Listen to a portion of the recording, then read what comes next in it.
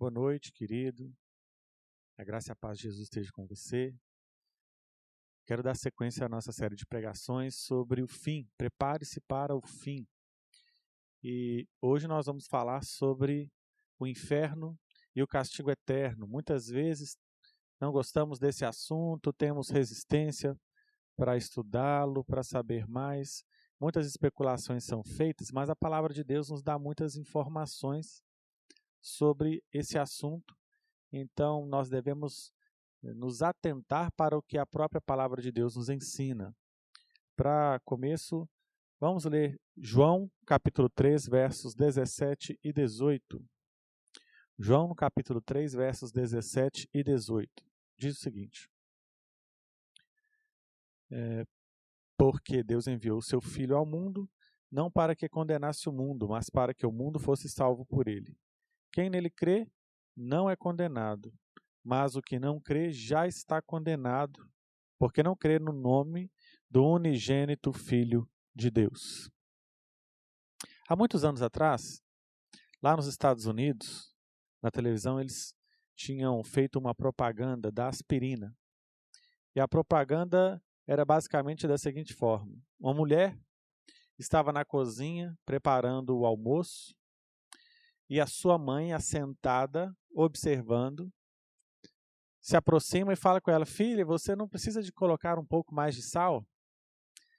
Então a filha que estava cozinhando se vira para ela e fala assim: mãe, por favor, eu quero fazer do meu jeito. Deus diz ao homem: olha, aqui está o meu filho. E as pessoas dizem: eu quero fazer do meu jeito. Deus diz: eu te ofereço tudo que você precisa para ser salvo. E o homem diz: eu quero fazer do meu jeito. Há aqueles que dizem assim para Deus: o castigo será severo. A Bíblia nos ensina que Deus nos salva de duas coisas. Em primeiro lugar, dos nossos próprios pecados. E em segundo lugar, da ira de Deus. A ira de Deus contra o pecado é parte integral do Evangelho. Jesus pregou isso várias e várias vezes, essa temática da condenação eterna do inferno. Há alguns anos atrás, Mel Gibson dirigiu o filme Paixão de Cristo. Você provavelmente assistiu ele. É uma narrativa bastante romanceada do que aconteceu. Mostra Jesus sofrendo aquelas dores físicas extremas, chicoteado, sendo pregado na cruz, os cravos, o sangue e a agonia. Muitas pessoas ficaram impactadas. Algumas pessoas assistiram no cinema e, ao sair da sessão, da sala de cinema, diziam: nossa, eu jamais imaginei que Cristo sofreu tanto por mim. Alguns até chorando. A verdade é que a tortura dos romanos não foi a causa do sofrimento de Jesus. Jesus sofreu por causa do que o próprio Pai fez com ele. Deus, em sua justiça, pune o pecado. E o Pai, então, derramou a sua ira sobre o próprio Filho, para que hoje pudéssemos ter vida e paz com Ele mesmo. Jesus pagou o preço para aplacar a ira do Pai. Hoje, então, vamos meditar sobre o inferno e o castigo eterno que Deus dará aos incrédulos. O inferno é um lugar real. Ele é realidade. Jesus ensinou isso. Negar o inferno é rejeitar os ensinos de Jesus. E Jesus veio exatamente nos salvar dessa realidade do inferno através da fé nele. Se cremos nele verdadeiramente, nós recebemos os benefícios que ele conquistou para nós na cruz. O inferno é a consequência necessária de não receber a obra salvadora de Cristo por nós. Além de ser realidade, o inferno é um lugar. Alguns dizem em algumas situações, né, que se aborrecem: ah, que inferno! Como se ele fosse um estado, um momento. Mas, biblicamente falando, o inferno é um lugar. A Bíblia nos ensina isso também.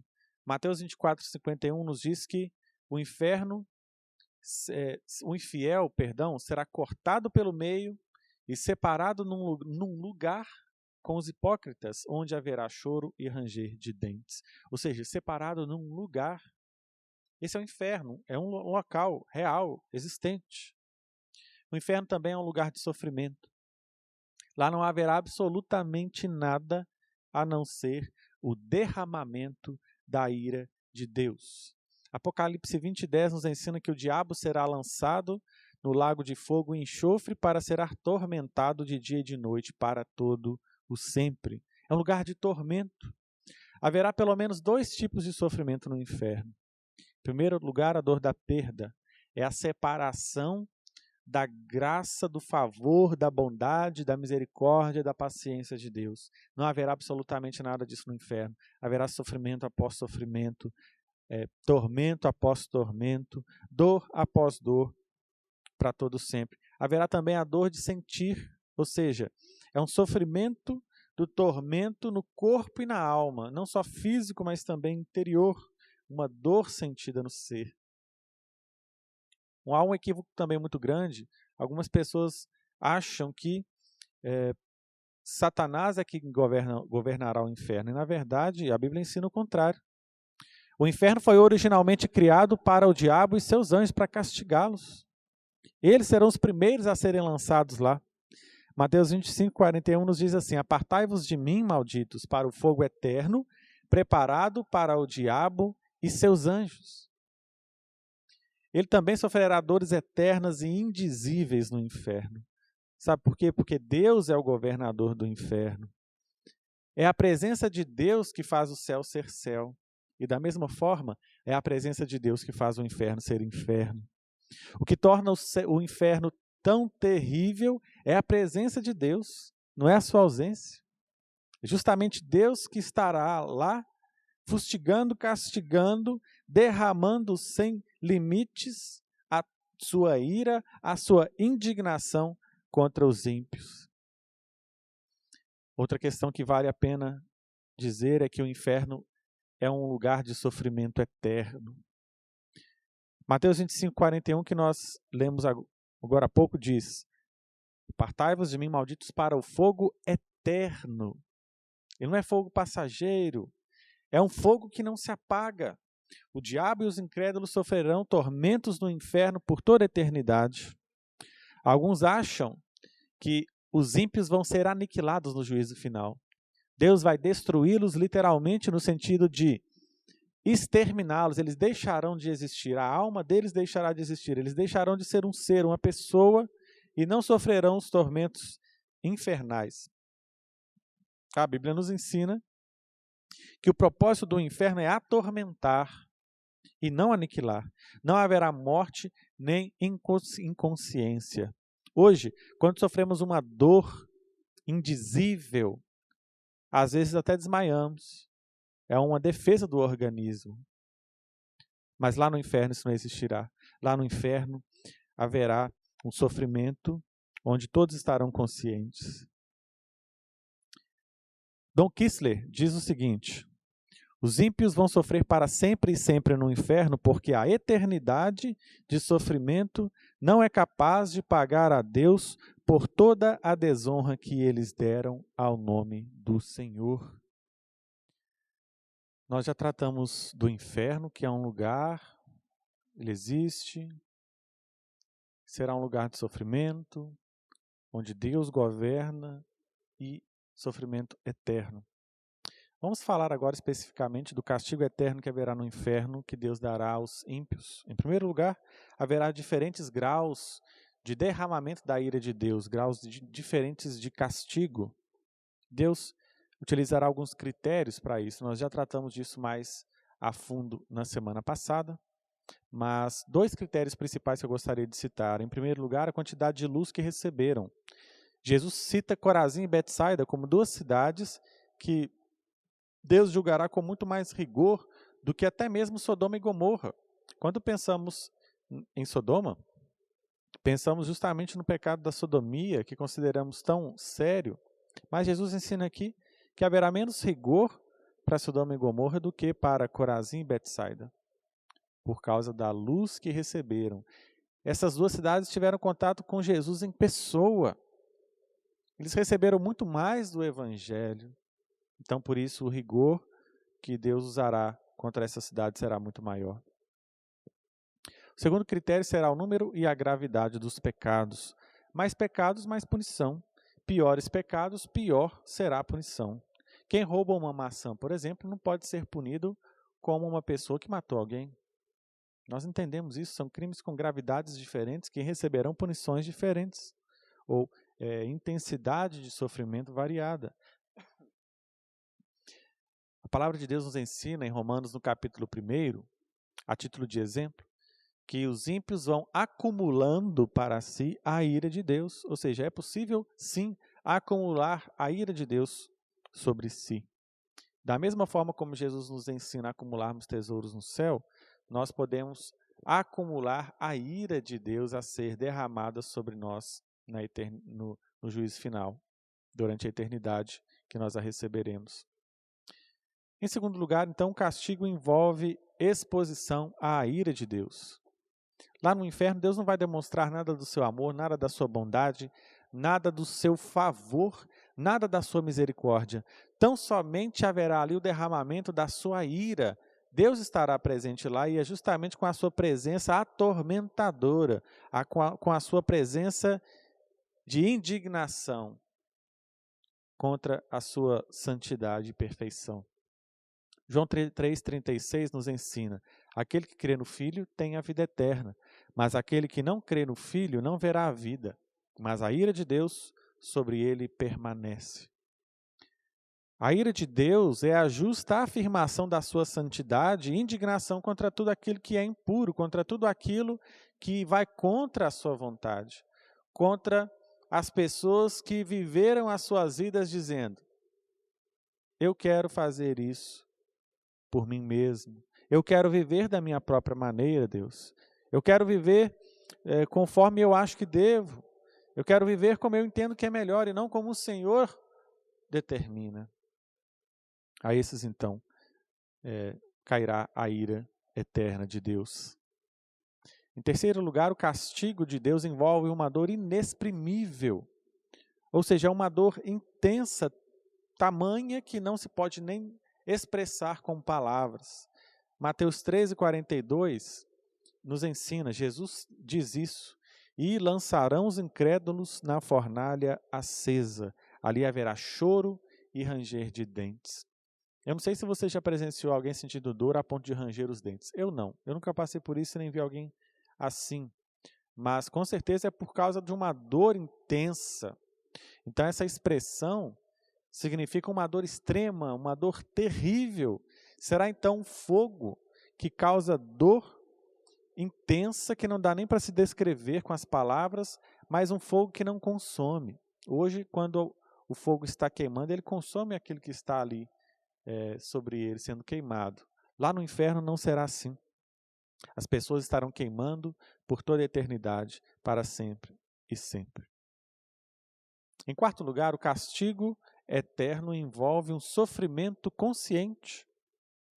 Não sei se você se recorda dessa passagem, mas Lucas 16 nos relata a história de Rico e Lázaro, que tinham morrido e ido para um local intermediário, onde cada um já estava separado segundo o seu destino eterno. E Rico estava no lugar de sofrimento.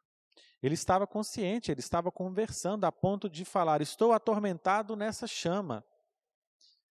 O ranger de dentes implica consciência, o sofrimento eterno, o castigo no inferno. O ranger de dentes, ninguém range os dentes sem estar consciente, né? Ninguém chora assim. Implica consciência. Em quinto lugar, o castigo envolve a total separação de Deus. Deus, claro, estará no inferno porque Ele é onipotente. E quando alguém diz que Deus não estará no inferno, ele está contrariando a onipotência de Deus, que é a sua capacidade de se fazer presente em todos os lugares. O salmista Davi faz uma pergunta retórica no Salmo número 139. Para onde me ausentarei do teu espírito? Para onde fugirei da tua face? Eu posso subir no alto dos montes ou descer no mais profundo abismo. Lá o Senhor estará. Entretanto, apesar de Deus se fazer presente em todos os lugares e estar presente também no inferno, não haverá ali qualquer bênção, qualquer favor de Deus, além do seu juízo, além da sua fúria, da sua indignação, por toda a eternidade, para sempre e sempre. A Bíblia utiliza essa expressão, para sempre e sempre. Para sempre já daria para entender, né? Mas é uma ênfase na eternidade do sofrimento. Pense comigo, como se uma pessoa estivesse numa cela no inferno e ao seu lado uma pilha, um monte de grãos de areia. Mas é um monte de grãos de areia que tivesse ali todos os grãos de areia do planeta. Muito grande. E a cada 50 mil anos, um passarinho vai ali e tira um grão de areia do monte. Isso é melhor do que o sofrimento que será eterno no inferno. Porque se assim acontecesse, a pessoa teria esperança de acabar. Mas é para todos sempre e sempre. Quando acabar o sempre, tem o sempre ainda. Não haverá fim, não se findará esse sofrimento, esse castigo eterno. Eu queria já fechar essa nossa reflexão da noite. Nós vimos então que o inferno será um lugar de morte, é uma realidade, será um local onde Deus derramará a sua ira eterna, aflição e dor indizíveis sobre os incrédulos, terrível sofrimento e rejeição da parte dele. Olha, para escapar da morte eterna é preciso mais do que sorte. Algumas pessoas lidam com essa questão de forma tão leviana, como se fosse possível contar com a própria sorte. Eu vou cruzar os meus dedos. Isso não será eficaz no dia da prestação de contas. Para escapar da morte eterna é preciso mais do que sorte. Eu quero contar uma ilustração. Certa vez 3 homens morreram e eles juntos foram ao portão dos céus. Lá no portão celestial estava Jesus. E Jesus então disse o seguinte àqueles homens: olha, para que vocês entrem no meu céu, eu vou fazer uma pergunta para vocês. E quero que vocês me respondam ela. Então, Jesus pergunta ao primeiro homem o seguinte: ó homem, por que eu deveria deixar você entrar no meu céu? Aquele homem pensa, sorri e diz o seguinte: porque eu creio em ti, Jesus.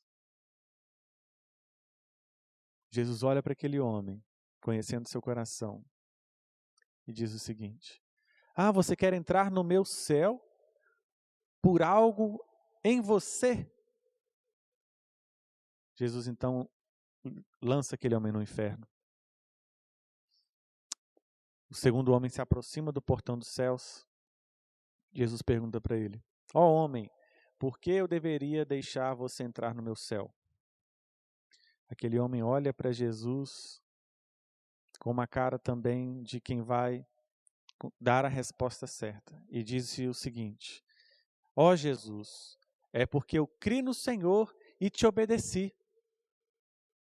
Jesus então olha para aquele homem e diz: então você quer entrar no meu céu por algo que está em você?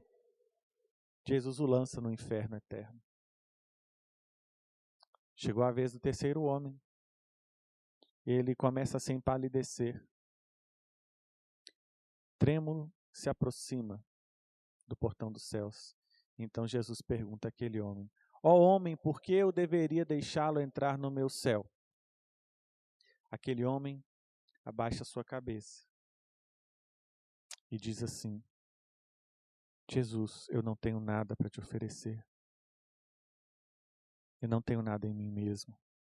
Ele levanta os olhos para Jesus e diz: mas eu tenho uma promessa do Senhor. O Senhor prometeu que todo aquele que cresce no Senhor receberia a vida eterna. Eu só tenho isso como garantia para entrar nos céus, nada mais. Jesus então olha para aquele homem e diz o seguinte: então você quer entrar no meu céu por causa de algo que eu fiz? Jesus então abre os seus braços e chama aquele homem. Diz: vinde, bendito do meu Pai, venha morar comigo no nosso lar celestial. Se você chegar diante de Deus ao morrer sem estar coberto pela justiça de Deus, você irá para o inferno. Não são as nossas obras que nos livram da condenação de Deus. Não é simplesmente o nosso esforço humano. Para escapar da morte, você precisa estar coberto pela justiça de Jesus. E Ele nos oferece isso, a justiça que Ele obteve ao morrer na cruz, ao pagar o preço pelo nosso pecado, ao cumprir a justiça de Deus. Fé em Jesus significa, então, depender dEle, confiar nele. Você precisa confiar em Deus. Você precisa depender da justiça de Jesus na cruz para entrar nos céus. Eu queria citar uma parte do hino número 348 do Inário para o culto cristão, A Minha Fé e o Meu Amor, que diz o seguinte: minha esperança até o fim é Cristo que morreu por mim. Eu creio só no meu Senhor, no nome do bom Redentor. A minha fé e o meu amor estão firmados no Senhor, estão firmados no Senhor. Se lhe não posso a face ver, na sua graça vou viver. Em cada crise, sem falhar, sempre hei de nele confiar. Que essa seja a canção a ser cantada por mim e por você nas portas do portão celestial. Vamos orar nessa hora? Não há pergunta mais importante do que essa que eu vou te fazer. Onde você passará a sua eternidade? Hebreus 9:27 nos ensina que ao homem está ordenado morrer uma só vez, vindo depois disso o juízo.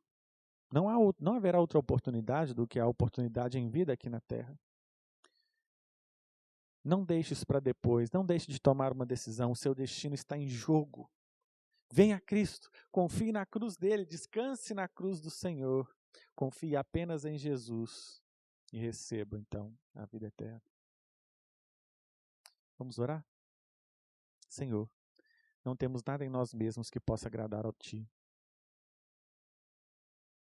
Sabemos que as nossas boas obras ainda não são boas o bastante aos Teus olhos.